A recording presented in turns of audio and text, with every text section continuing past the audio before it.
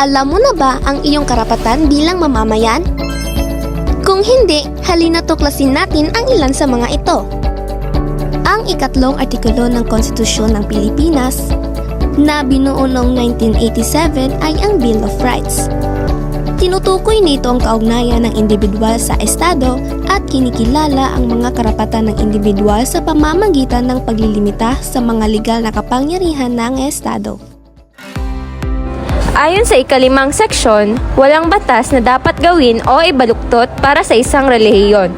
Dapat ding walang pagbabawal sa malayang pagsasagawa nito. Ngunit may mga halatang pagkakataon kung saan ang gobyerno ay may kinikilingan na isang partikular na relihiyon. Kunin ang kwentong ito bilang halimbawa.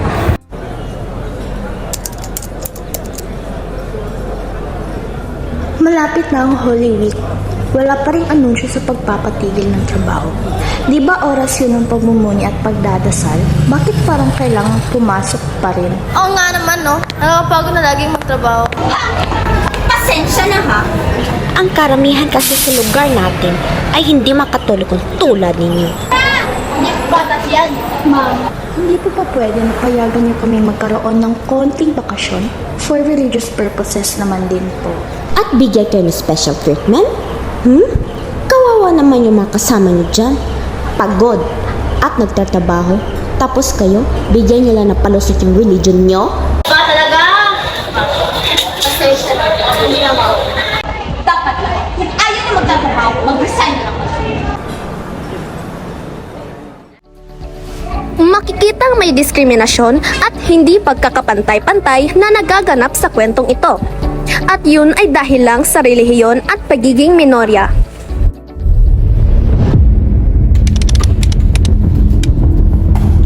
Yan ang bagus.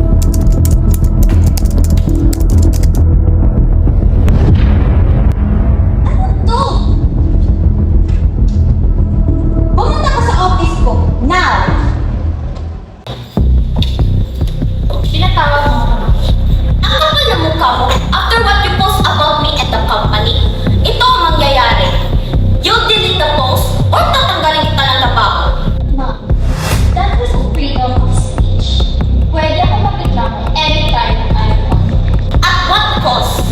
Sinakripisyo mo ang reputasyon ng kumpanya? You're fine! Get out of office! Ang sitwasyong ito ay halimbawa ng paglabag sa ika-4 at unang seksyon ng artikulo. Ang ika-4 na seksyon ay nagsasaad na hindi maaaring ipagbawal o pigilan ng isang pamahalaan ang kalayaan sa pagsasalita, pagpapahayag o ng pamamahayag ng mga nasasakupan.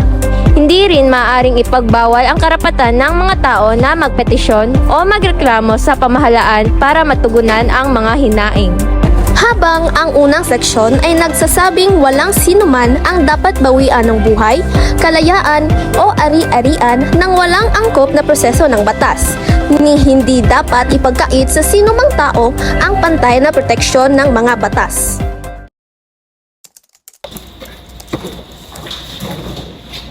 Wait! Ano ginagawa niyo? Gamit ko yan. Sorry, may sumusunod ng sa utos. Utos? Anong utos? Hindi po namin pwede sa Miss, kailangan ko yan. Kung ako pa sa'yo, umuwi ka na at hayaan mo mag-ikaw ng trabaho. Hindi. Hindi pwede to.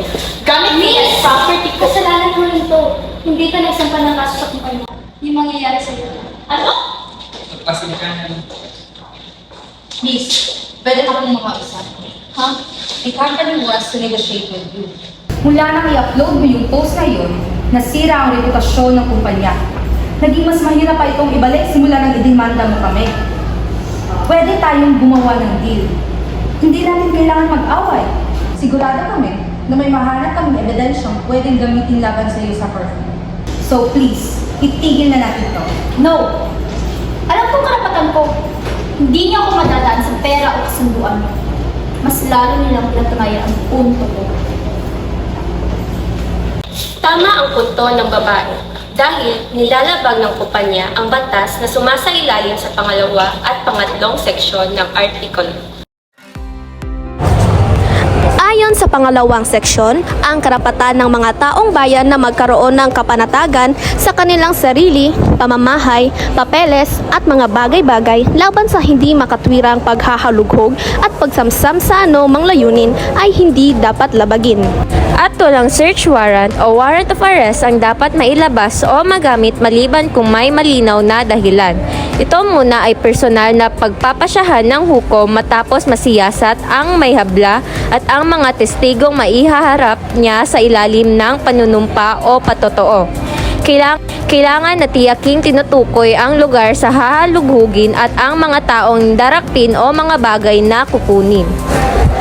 Ang pangatlong seksyon naman ay may dalawang parte.